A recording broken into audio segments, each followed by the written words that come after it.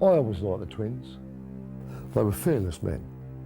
You know, people have said to me, well, they couldn't have got away with what they did then today, couldn't they? Their name, their sheer reputation, it got that far. And of course, it didn't do us any harm to be around it. Any knife is bad, any knife is bad. But like Reggie was in a frenzy that night. The easy part of it, I suppose, was the murder.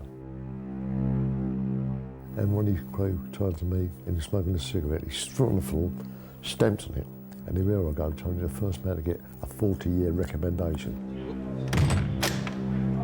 I always found it a bit more relaxing when Reggie was on his own and Ronnie weren't there, because they were then liable to have a row, and you didn't get involved in their rows. No one did. They were notorious for their rows amongst themselves, but no one said anything. No one interfered. In all clubs you get an occasional drunk, you know, and sometimes they have to be slung out, and that's why there's doormen and that, but I suppose it's like clubland all over the world, really. It's just the same as, I don't suppose it can be that bad, as people wouldn't go to them, really, would they? I don't like that word gangster, none of us do. It's too flashy a word. The chaps is more the word we use, the chaps. It was a group of men who got together regularly, and if there was a problem, we was all involved in it. That's what the firm meant. Freedom comes first for me now. Freedom, not the money, don't matter. You can enjoy it, but it don't matter. But you can't buy your freedom, which I learned. I learned that the hard way.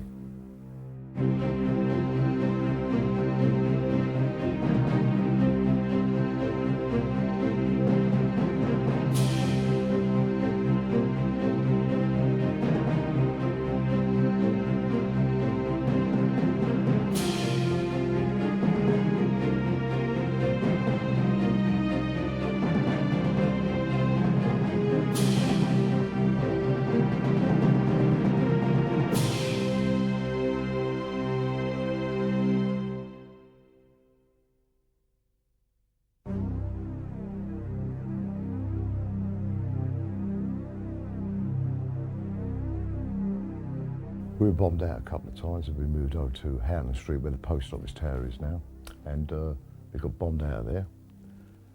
I always remember when I was a kid walking on Tottenham Court Road where the big store is, what was it called now, the big furniture store there, Marples or Maples, and I remember seeing a crater in the middle of the road with a bus just tilting over the edge of it. Well, outside the house that I was, the flats I was brought up, we moved in 1949, me and my mum and dad, my brothers. And this is where I was brought up, Belford House. Just on the Queensbridge Road, just off the Hackney Road, bordering Bethnal Green. But there's your house, and look at it today, it's an incredible thing. That brings back a lot of fond memories for me here now. Last time I came here, it was in that flat, as I came out of prison, in 1981, my dad died, and the last meeting me and my brothers had together, as a photograph of it, was in this flat. And we've never been together for ever since. How ironic that is. I just realised it. Unbelievable. Never realised it. Brings a tear to my eye, that does. Brings a tear to my eye. When I was a kid growing up in the East End, you sorted your problems out on a Saturday night. All the men went out for a drink in the pub.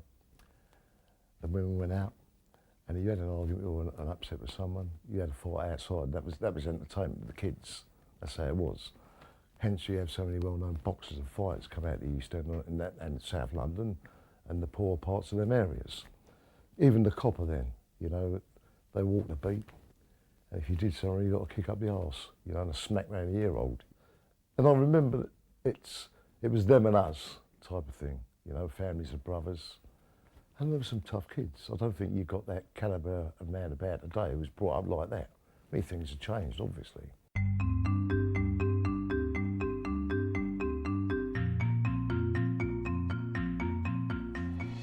When I was in my teens, me and my brother Jimmy, we had a little firm of us. And we used to go different dance halls and that. You had what they call off the record now. They don't have it no more. And you got suited and booed and you went out on a Saturday night. And you went out and looked for a row, you know. It was all like neighbourhood things then. Like we'd have a row with them out at Clerkenwell or we'd have a row with them out in North London. And it stemmed from all that. But yeah, you know, I had my little, caused my little bit of trouble here and there. the dockers, the Smithfield boys and all the market men, they're big men, Billingsgate, all the fish market, they're big men. I mean, they were strong, you know. Boxing was loved then. I mean, boxing was what it's all about. I mean, them days you could fill White City Stadium up. People wanted to see a fight in that.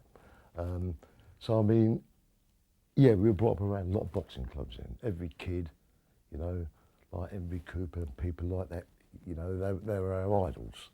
So the fight game was always there. And we all boxed, every one of us, in one way or another. And but I thought it was good training.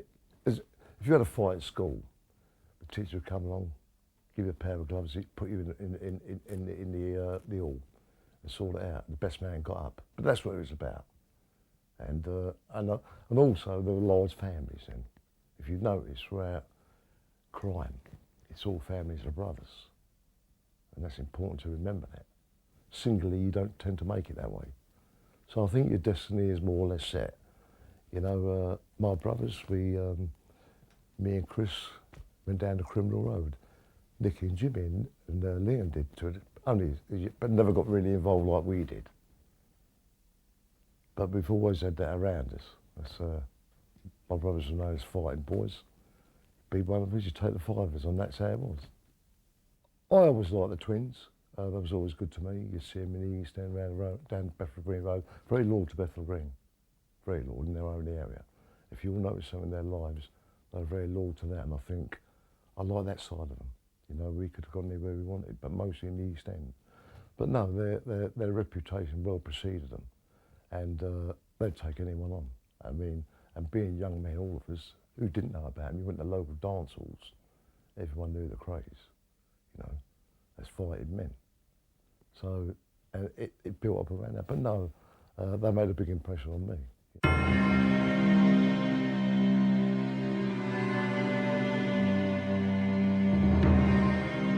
When I left school, I went to work for £2 H&M's a week down Antley Road, a bedding company. I found me at Sleepy Valley Bedding Company off of Weymouth Terrace. And I thought, this ain't for me. So within a couple of years, I was going getting jobs in the city and that, and nicking the loads. When I was a kid, I used to work mostly around here, get a job, van driver. Never no intention of delivering the goods, nick the load. Do it on a dodgy light. I mean, them days, you could get away with it. There used to be an arcade there, an amusement arcade, and we used to go there on a Saturday night. And I used to say to Mrs, if you don't give us a few quid, you're going to get a bit of trouble in there, and he'd do anything. 10 or whatever, you know, and I started to do it in a cafe, Old Lou's, I remember it. And if we went in there about 6, 7-handed, the punters wouldn't come in, because we'd been there playing, so give you a fight to keep out of there, like the local dance halls. I remember it's the Barrys, they had one in North London and one down in Mare Street. And we used to go up there, didn't want us in there. And they said, look, it's a fiver. A fiver was a fiver then. Go and have a drink somewhere, you know what I mean? So it became a way of life. Easy money, you know. Young kids, I mean, an average wage then was about 5 or 6 quid. So I wasn't doing very bad, you know. And when it starts to get like that, it becomes a habit, you know. In actual fact, it was racketeering in a small way.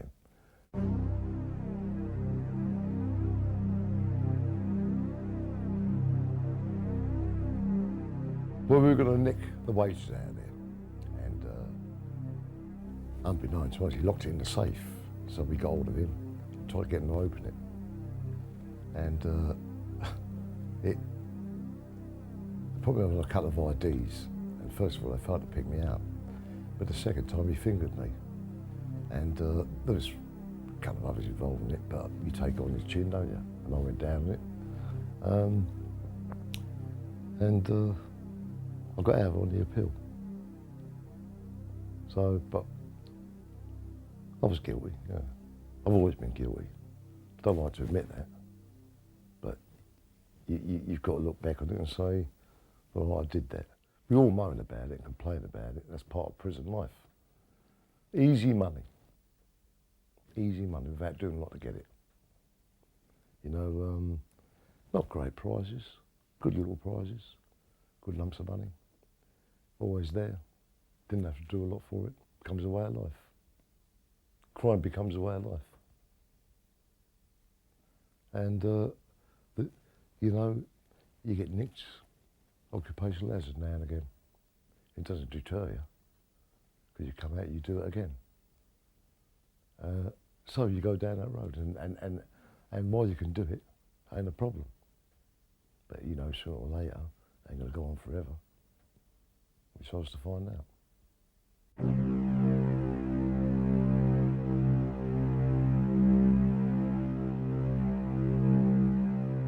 Yeah, I got 18 months for thieving, for conspiracy to rob and steal. We nicked a car. We didn't actually get the car away. And of course I got out on the appeal.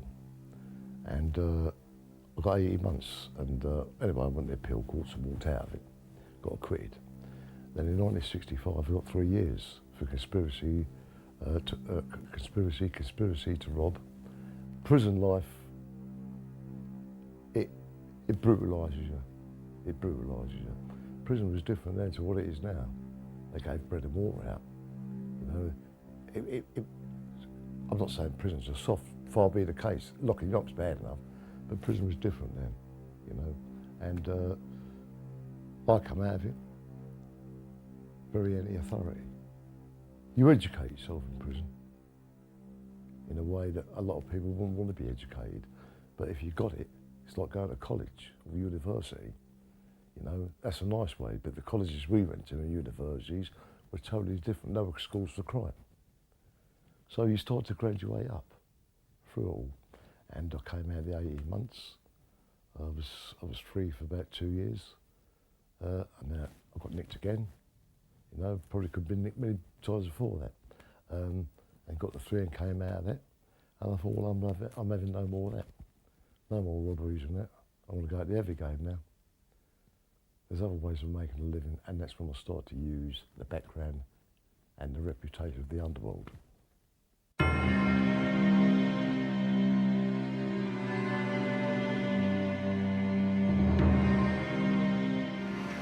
This is Balance Road where the Krays lived.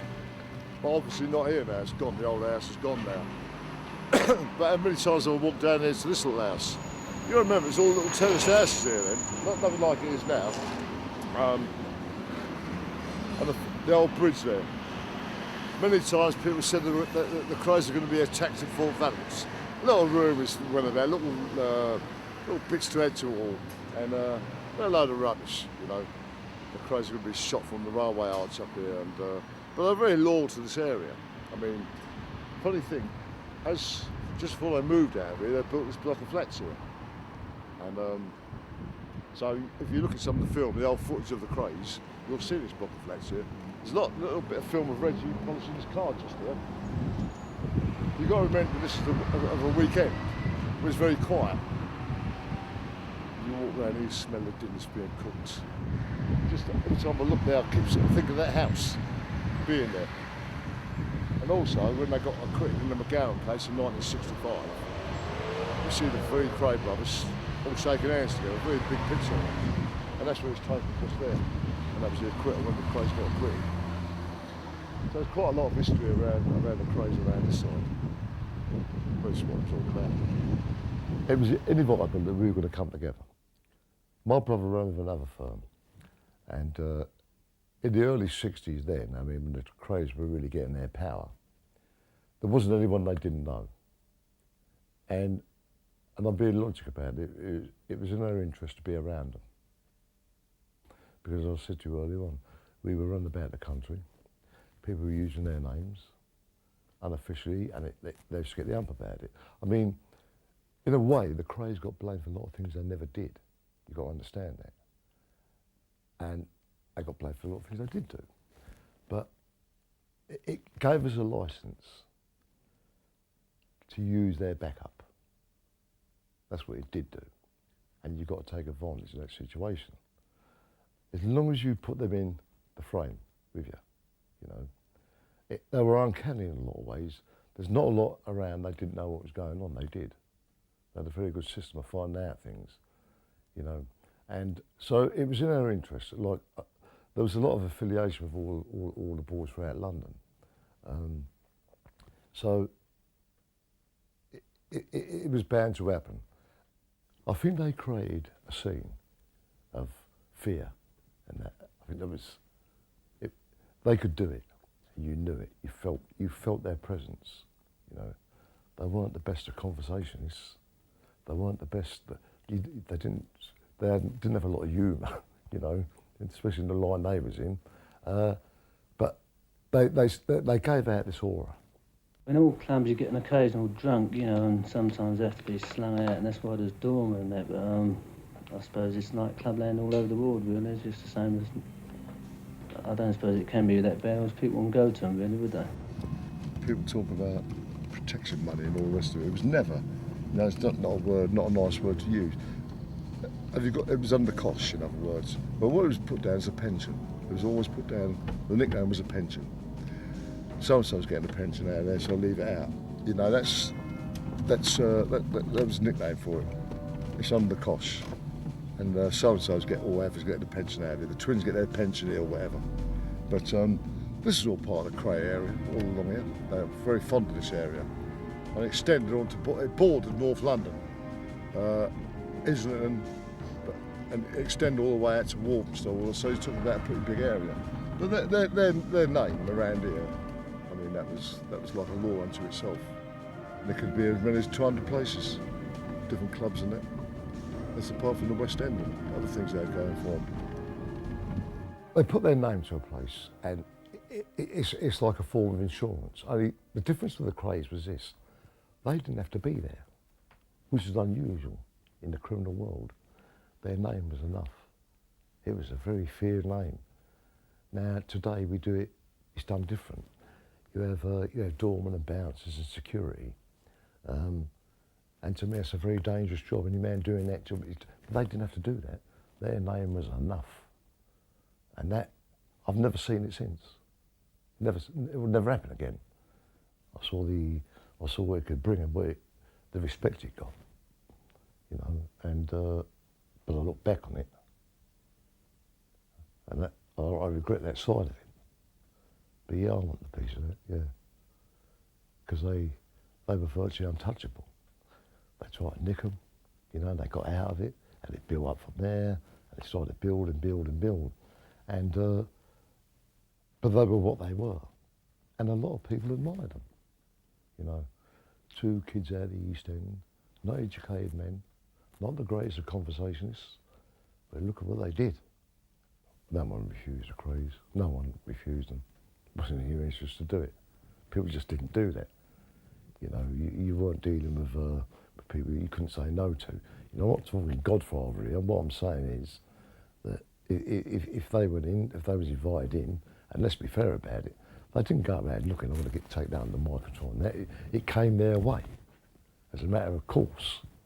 You know, if you were going to do a bit of business, let's put it this way: most clubs, pubs, casino, gambling dens, and all that are hooky anyway. They need the criminal element in there. You know, the criminals are good gamblers. They love a bet. The majority do.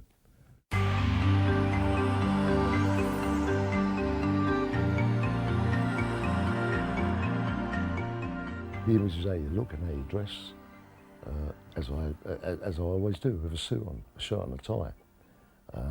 And that's the image of it all. Dress was a code. You dressed to a code. You dressed to impress. It's like being, I suppose, like being an actor, going out on stage or whatever. What they see is what they get, and people want to be impressed. It was glamorous in a way, but in later life it was not to be so glamorous. You know, people only remember that side of it. I don't know the pain and heartache that come out of all this. You know, which I'll talk about. I can't call that a glamorous life. I find it very sad now. Look what it cost me, my parents, everything I ever had. I lost a marriage, my children, my mother and father died when I was in prison. So where's the glamour in that? But, you know, and you look back on it, I often wonder, would it have been any different? Could it have been different? I don't know, I'm not sure about that. I don't think so. I think it was, what happened was destiny anyway.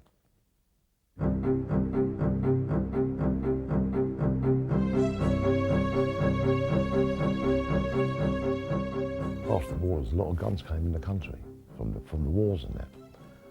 And my mate, he worked for a gunsmith, and he'd make them up and bring them out. So we always had them round us, anything you wanted to that extent. And so it wasn't unusual to have a gun. But the thing was, being prepared to use them. That's the difference. And I think, yeah, we were prepared to use them. In for a pound, in for a penny. You know, it's not a game. It's not a childish game. It's serious stuff I'm talking about. Some of the robbers at that time, some of the bank robbers and the train robbery and all them, you know, it started all come in then. But guns were readily available then. Yeah. See, some people would carry a gun with no intention of ever using it, but some of these men would be prepared to go with their lamps. They don't talk about it, they do it. You had a row, there were some men who'd take you out. Now today, life don't seem worth a penny, but then it was a more serious type of business. I mean, it got to that state of affairs. It got that way. And these were men who held a grudge. They held a grudge. So yes, you had to be prepared to use yourself, yeah.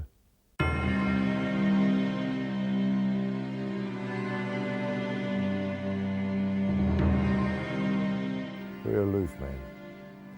You couldn't look at him in the face, didn't like that. Couldn't stare at him. Go into one, doesn't mean, you know. Probably might get a right hand if you'd done that. You know, how can I put it with Ronnie? You knew instantly what you were doing. When you met Ronnie Kray, as I said to you earlier on about an aura around him, he had that. And you knew you had to be careful what you said in front of him. You know, you could say something to Ronnie one day, and the next day take big offence at it. I never had a bad word with him, oddly enough, funny thing. Never had a bad word with him. Because I knew how to treat him. And that was the problem. A lot of people didn't know how to treat him. They'd come up to him, I'd never see anyone. I didn't like people touching them. Didn't like that. It was, but he never smiled a lot. Always had that look about him. Not deliberate. That was Ronnie, always staring down, always immaculately. I'll picture Ronnie Kray, his glasses on, a three-piece suit, with the match, the watch and chain. Right. He's standing in the corner there, sipping a drink. Staring at the floor. Never really said a lot. Now Reggie was totally different.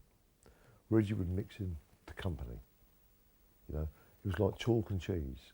I always found it a bit more relaxing when Reggie was on his own and Ronnie weren't there. Because there was then liable to have a row and you didn't get involved in their rows. No one did. They were notorious for their rows amongst themselves. But no one said anything. No one interfered. And it would just die a death. But Ronnie was a man, Ronnie Kray was a man who, if he said he'd do something, he'd do it. No question of that. They had their fingers in many pies. Many, many pies. You never knew. They kept it all very close to their chests. That was into one thing, but they had an habit of, like, Reggie would say to you, oh, he's a nice bloke, but he'd wait for someone to say something different. And then, that's what he did. He didn't do, lovely man, he's a nice bloke. And he'd wait for someone to say, yeah, but, and that was the doubt. That was the doubt. Once the doubt was sunk, you know, it was easy to go to the Krays and say to them, look, and I thought that was dangerous. People would go to curry favour with them, tell little tales to them, you know, which would keep people in a lot of trouble. A lot of trouble. They were fearless men.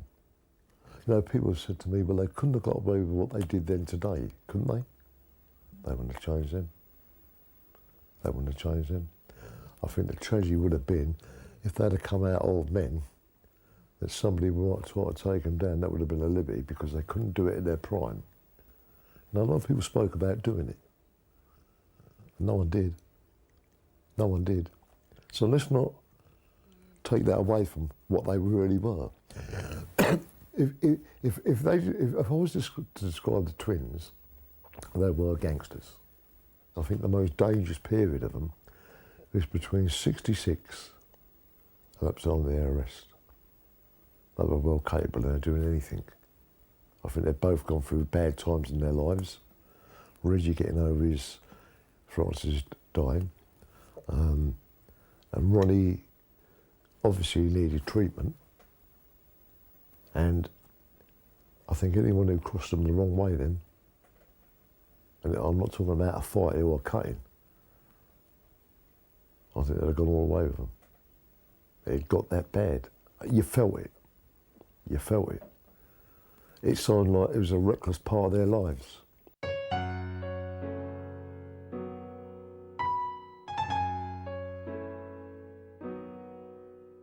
Jack the Hat wasn't a bad man. He weren't a grass. He wasn't anything like that. But as it was put, he was a fucking nuisance. And that's putting it bluntly. He took them on, he challenged them. And what I say there is this, that he was told to behave himself by the Krays. And I was there when they said it to him. He'd have a drink, Jack, and that was him, a happy-go-lucky man. But when it come to what they said was a murder, I don't think they knew they were going to do him that night. It happened by chance. It was an act, an accident. I'd been out with the Krays that night, me and my brother, with 2 other friends of ours, and we met the Krays in their pub, the Carpenter's Arms. When we got nicked in 1968, this is where one of the pubs we were using at that time, where it was theirs. And this is where on the night that this was Jack the Hat went off, this is where we met. Me and my brother, 2 others, and the Krays and that. It was all here that night. And then we left here and went on to the Regency Club, where we were supposed to have met Jack the Hat. And this is where I left the Krays that night. And the next time I was to see him was in that flat. So it's also known for something else. This is where Ginger Marks was allegedly to be shot outside here, disappeared.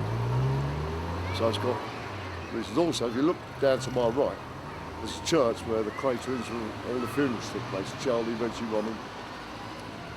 If you can hear the background, the kids playing, as young kids, the Krays went to that school. A bit of local history in this lot. I wonder one day if they'll never preserve us for prosperity. Let's just wipe it out, forget all about us. You can feel it. I can feel it, smell it. I mean, you've got to remember, something happened here that night in 1967, which has played a big part in my life, wasn't it? Yeah, this little street here. Yeah. It's rumoured to be the place where everything happened in gangland at that time. It's still the same, still the same. It started here and it ended here. A little street like this, incredible, isn't it? You know? Ironically named St Matthew's Road. There's a bit of history for you. This is the Regency Club, where after leaving the Carpenter's Arms on that night, where we came and me and my brother met Jack the Hat. Now if you look at it, this is the entrance to it. It was very plush though, very posh. Always had a couple of bands on the doors. If you look to the left there, this would be the restaurant. The Chinese restaurant down there, very nice. To the left here, as you went in, there was a bar, the main bar of it. And the office, Barry Brothers' office, which is at the end there. And that's where I was called up from downstairs here. I'm up the stairs here. Tony Barry called me up, the rat. Took me upstairs here, walked in the office, and that's where Reggie Kray was supposed to have given the gunman off. And then left here for the flat. And that's where it all took place. If the Krays had the ump here, you were sent that pub on the corner there. Not allowed in here. Which thank God you wasn't, because you wouldn't have got out. There's how many men in here, I've seen some of the Irish men in England walk into these doors. Walk out with their chins broken, their noses broken. You know? So, I mean, it plays a very significant part in the Kray history. But this was it was different, it was very plush, well done out. A big hangout of the underworld and that. But it was a great meeting place, off the manor. You know, all dinner times, great. And the building's still there. I think it's haunted by it all, you know. There's the old doorway, it used to be behind the bar. There's a doorway there behind the bar. And it was all soundproof, and that was our private drinking club. So if anybody got an hiding, a bad hiding, rather than take them out, upset the punters. I'm not being amusing there. They've taken out of here, thrown over the alleyway over there. If you were called in that pub there, you knew it wasn't on you. If you were called in there, and you went downstairs, just remember what Reggie Kray said that night. I was supposed to have said, who's down there? He said that he wanted to do him in front of people. So it's a significant part of it. But this is where, any bad, when he got badly bashed, this is where it was done, taken over a fire. Bringing some bad vibes here, bad vibes. Well, I didn't know anything was going to happen that night. No one did. My brother was convicted of a murder that he never did. Nothing to do, it was well known. It was doubtful whether I knew. I'd like to think I did, that it justified the sentence, but I can't say I did. And when we get round there, all hell breaks loose. Ronnie Kray never done nothing that night. I was in that room. I was there when they done it. And even then, he didn't try to sweat his way and break through a window in fear. He wanted to have a row with them. He was quite prepared to do that. And he hit him with a glass on to fuck off. That's exactly. If he had walked out of the room, I'm convinced that'd have been the end of it. But he came back, and that was a mistake. It was a brutal thing that happened. It got out of control. We'd all been drinking. I forgot to add that earlier. I remember we'd all been out that night boozing. And when events started to unfold, any knifing's bad, but like Reggie was in a frenzy that night. Ronnie Kray said to me, fucking get rid of that tongue. Just like that. Won't even mind around. And what do? You seem to be loyal. You've got to be loyal, yeah. You know? Other people ran out of that room that night. As I said, the easy part of it, I suppose, was the murder, was the killing of him. And I'm wrong to call that a murder. I don't like to call it, because I honestly don't believe it was a murder. It could have been, it was only the fact that the Krays denied it. They said it never happened, that it became what it was. But had it been brought out in the right way, it would have been a manslaughter. But anyway, beside the point, get rid of it. Now, what do you do with a body? So we started to clean up the flat. And there was a lot of mess in there, a hell of a lot of mess. We eventually get him into an eider down a candlewick. It was a yellow or pink candlewick bedspread. He was stabbed about 3 times, and he had a big wound in his neck. Got him into the eider down, rolled it over, got the hat, put that in with him. We managed to get him up the stairs. It was like a little flight of about 12 steps going into the basement. We got him onto the landing, but unbeknown to me, I look up and there's 2 children looking over the banisters. Now, they never saw nothing, because my intention was to burn the house down. That's what I was going to do. Just petrol it and burn it down.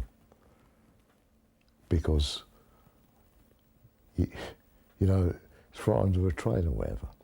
That was the 2 kids stopped me doing that. And then it was about who was going to drive it away and what we were going to do with it. And we all started arguing. No, not arguing. My brother said, I'm not having it. Ronnie Bender wasn't going to do it. And in the end, I said, fuck it, I'll do it. But you follow me up. Because I had my brother there. And he had something on him, just in case we got to stop. When I got something, because we had to cover ourselves on this, as I said to you. If I'll tell you what happened. I drove it. We got into the back seat. We go in the boot. It was propped up in the back seat. Now, the offside light of the Zodiac, the headlight is out, not working. The keys, I got out of his pocket. My brother pulled his car around with Ron, and we went down Amherst Road onto the Narrowway, along Clapton Pond there, onto the Narrowway. We're talking about roughly about 1 in the morning, 12:30, 1 in the morning, down Mare Street. I went across Commercial Road and headed for the Rod Drive Tunnel. And I go through the tunnel. Now, ironically enough, coming the other way was a police car. Of course, he couldn't turn around, so I put my foot down and go out the other side of the tunnel and come round a roundabout. Look, there's a roundabout there then, with a church to the right. and I parked the car in there. I lost my brother and mum. I pulled away. I parked outside of a church. I walked back. I had the keys on me. I walked back, and my brother and Ron picked me up by the entrance to the tunnel, and then we drove back. We dropped Ronnie Bender down at Hackney Road, and we go back my father's place at Queen's Road. I don't think we'd realise in a way what had happened. You know, you're doing this in a state of shock in a way, and unfortunately, I dropped it somewhere where it shouldn't have gone, which was to put Freddie Foreman in the frame. I never knew. I just wanted to get rid of it.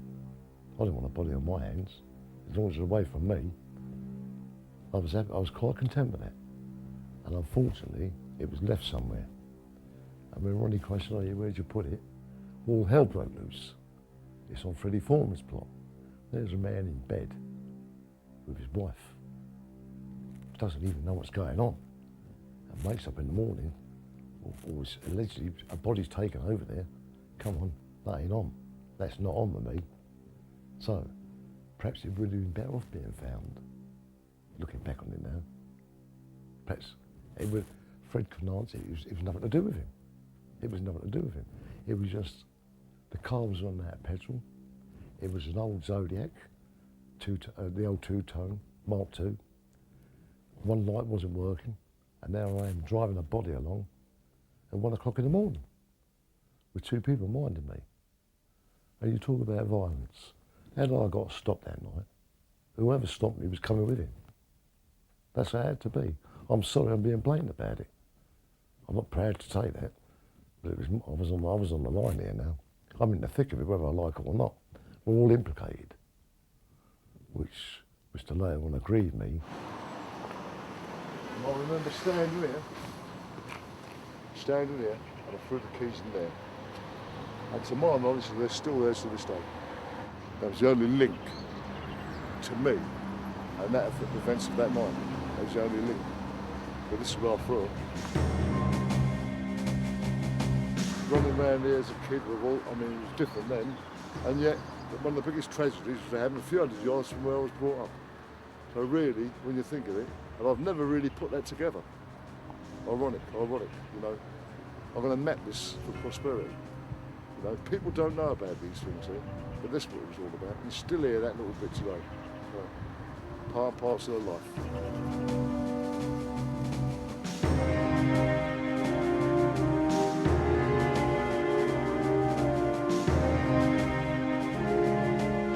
The night of our arrest, this is where we was. And we left here about 10:30, quarter to 11. Pardoned the cars, and went to the Astor Pub in the West End. And there we has them all now arrested us. But this is where that is under observation. And actually, the last photograph of the Krays in freedom was taken in that pub. I think in the beginning they would have been happy with the Krays. And when they got the lot of us, it was a bonus. It was a bonus. To be honest with it all, they nicked me, they pulled me in twice. So first of all, they got it wrong. They put it to me that I was asked to do someone a favour. I drove a car away, didn't know what was in it. In other words, it was a hint, look, it wasn't your thing. You want to go against them, here's your chance. But I didn't bite on that, I weren't having that. They released me, they pulled me in again. Me and my young brother Nicky, they pulled Chris in, took us down to Tintagel House, questioned us, and he said, look, he said, the next time we come, there's no going home, no going home. And they'd done a raid one morning, they nicked a lot of us. He took me to Tintagel House. When I get to Tintagel House, there's Cater, Frank Cater, Nipper Reed, and John DeRose there. And Mooney, Henry Mooney. There was the investigation. And he said to me, I'm going to ask you 5 questions. There's your opportunity to tell me what you know. And he asked me 5 questions. Where was I on such a night? When was the last time I saw Jack the Hat, or Jack McVitie alive? Was I asked to take him somewhere? Was I asked to drive a car somewhere? And a couple of others. And I went, I don't know what you're talking about. He says, right, you'll be taken away, you're going to be charged with murder.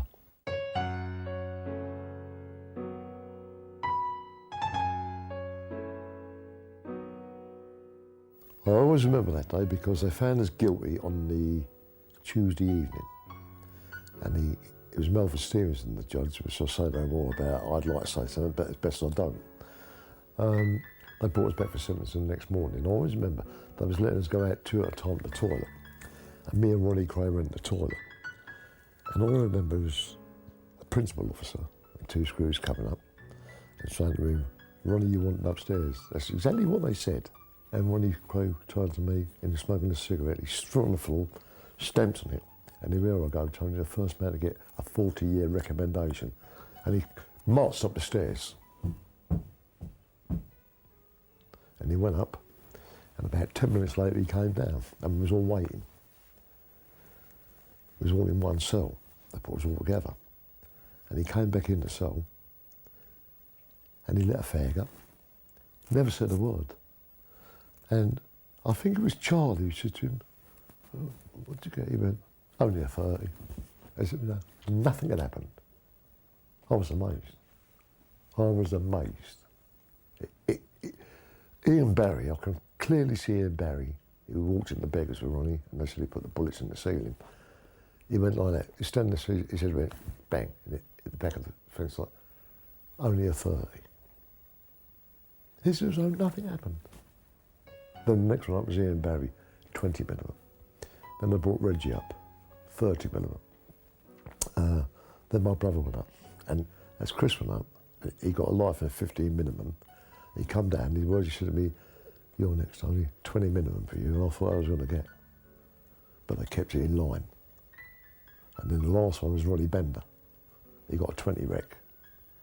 Then they took Charlie up. They tried to life him and Fred off. It was like the judge turned into a frenzy. It's like he lost all control. He was getting a kick out of it. Because I've never seen someone as biased in this trial in all my life. I've never seen nothing like it. I'm a fighter. And I just feel a bit of injustice somewhere here. I didn't get a fair trial. They wanted them out of the way. By hook or by crook. And it was said to me, by hook or by crook, you're going.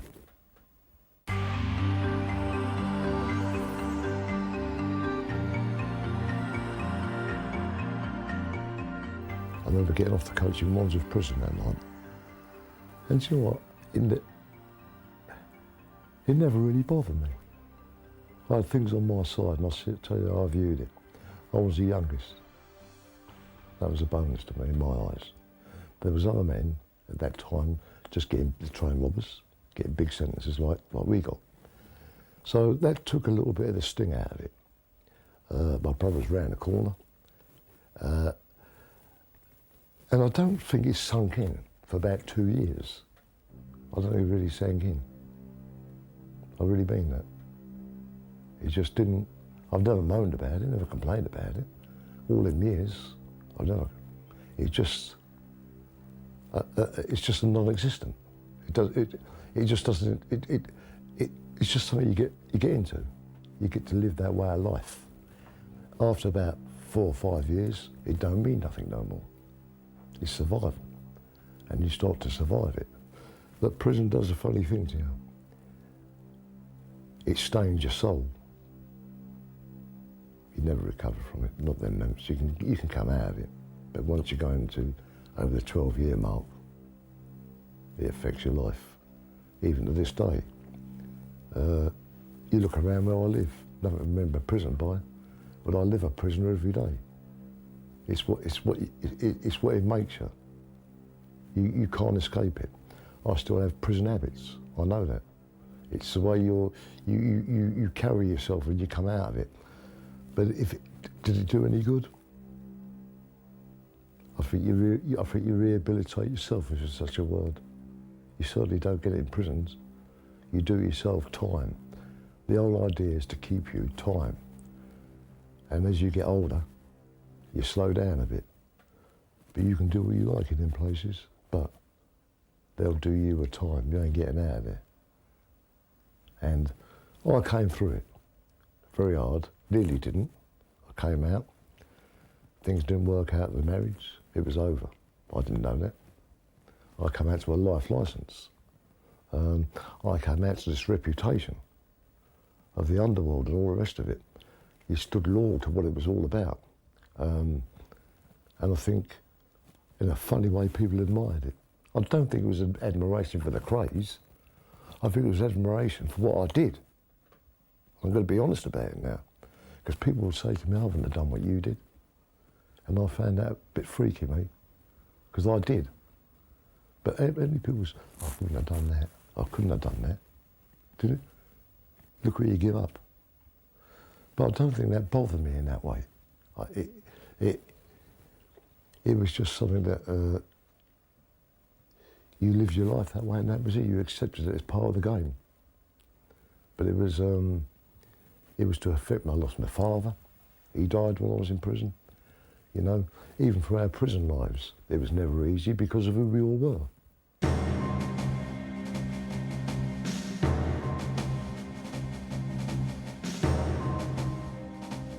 He wants to be like a fucking animal, and even have to live with me. And that's what makes a lot of the boys different. They live by them rules in there as well. It didn't change because we went to prison. It didn't change me. I still did the things I did. Because you have to survive it. A lot of people can't survive it. So I did exactly the same in there as what I did outside. Only you're in a different environment. When you're living in them places, you don't know what you're dealing with. You know, I have some very good friends in prisons, but I wouldn't like them living next door to me. That's putting it nicely. But, I mean, I can remember looking down the landing and the lowest sentence was 25 years. You know, there's always someone worse off than you. But I think after a while, you settle into a way, it's you and them.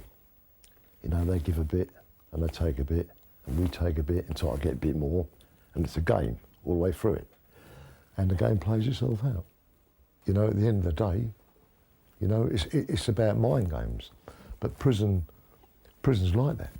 Prison is a mind game. And, but, yeah, the inmates, it's who you are in there. People don't respect, I mean, sex offenders are at the bottom of the rung. You don't get near them, they're protected and all the rest of it.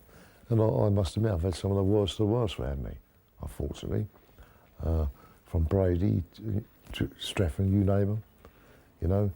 And you become immune to a lot of pain that people would be shocked at you. I've seen men top themselves, cut themselves to bits, crack up, you know. So you're living, and you become very immune to it. I know I am. You know, nothing shocks me no more. You see tragedy around you all the time, but by the same hand, there's a lot of humour in them places. Some of the best comedians I've ever seen should be on the Palladium. I often ask the question, what the hell are they doing in the Nick? You get some painters, carpenters, comedians, you name it, but they're in prison, you know.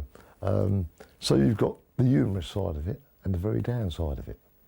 But at the end of the day, when you go behind that door, that's when it finds you out, you know.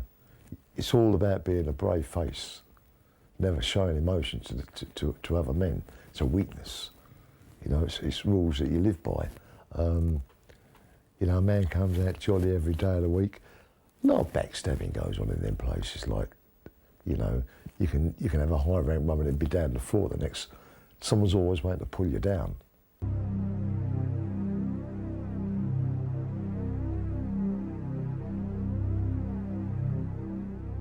It was all the worst moments, all the bad moments, a lot of it. But I made a humorous life out of it somewhere. I don't know how. I remember I got 12 months down a control unit for gross personal violence to a prisoner, assaults and all the rest of it.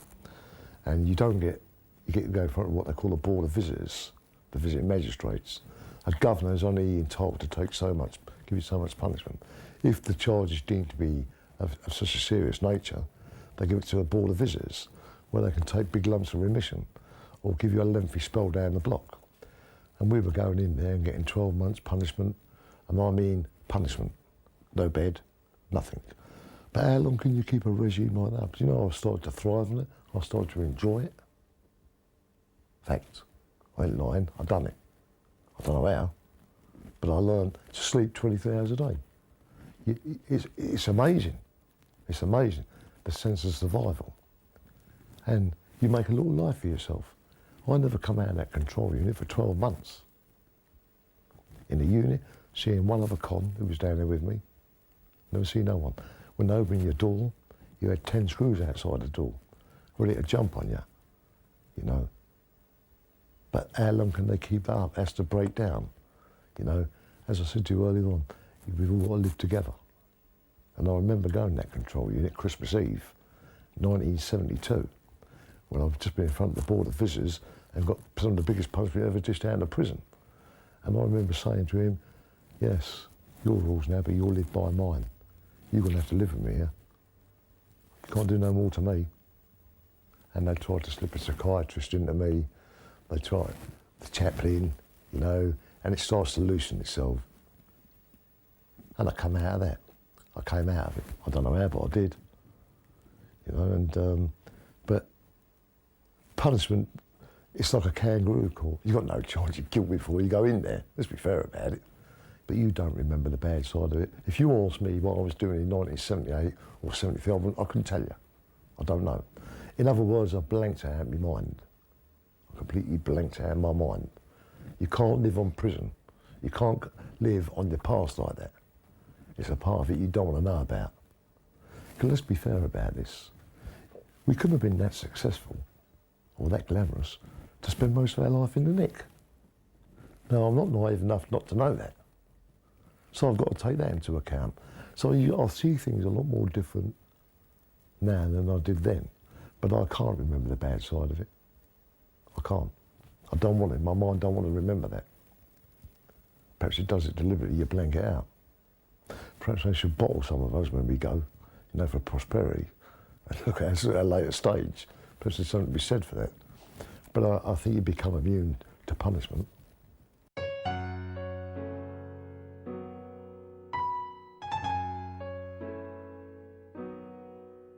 Totally let down. It wasn't what I wanted. You know, when you're starting off, it's a blaze of glory, but it's not like that. I was very depressed. I didn't know what to expect. I didn't know what I was coming out to. In there, I had that security. I knew the people in there. I knew how to handle it. I lived by the clock, meal times and all that. You tend to live by, unbeknown it, you're institutionalised. And I found it very difficult at first to handle. I think they expect that anyway, because I had to go to, it was a set routine now when they release you. You went 6 months open prison, 6 months prison hostel to adjust you to the life outside. It's more or less a crash course in release. But what can they, you know, what does it do? Nothing. You know, you come out living in the past. You are living in the past. Even now I do that. You know, it's very hard to, you've missed a lot. There's a big gap here somewhere. And I can't fill it in. And it's just something I can't fill in. And that's why I find it difficult to talk about the downside of it. I've seen stabbings, I've seen murder in there. I've seen some bad violence in there. But, you know, some of it's best not spoke about. Some of it's best, because other men still live there this day, you know, and probably go through the same thing. You know, it doesn't change that much. You know, I always swore when I come out I was never, ever going to go back even to visit someone. And I broke that rule twice. Well, once. I went to visit Ronnie a few times in Broadmoor, which is an hospital. I went to visit Reggie twice in Mason. And I didn't want to be in there. I thought, what am I doing here? What the hell am I doing here? I'd left it behind. I'd left all that behind. But to remember it in the Pacific, I got jumped by the screws and all that, but I ain't complaining about it. It's part and parcel of what it's about. Perhaps I deserved it, perhaps I didn't. But I've seen some bad things done to men.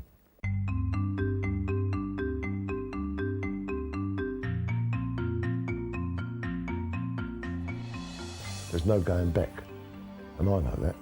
It's over. The legend's there, but it's over. And in a way, I'm glad. And people say to me about crime in general. I won't get involved in that again. I wish I had my time again. I wish I knew what I could have achieved. I won't gloat over it. We're not stars. Let's get this right from the off. None of us are stars. We were what we were. I wouldn't like to think the kids today would follow down our paths, because let's get it right here. The Krays can't be a role model. They all died in prison. And that's no role model. And I'd tell any kid, I will never ever tell a kid to do wrong. I couldn't do that. Go out of trouble, you lot. What are you? Go out of trouble. What are you? The film star. You lot. I can look in the mirror. Nobody can do that. But I can. There's a difference. And I get a lot of satisfaction out of it. I see people look at some of us sometimes and think, what makes them tick? What makes them tick? When I say don't find out, you don't want to know. You don't want to know.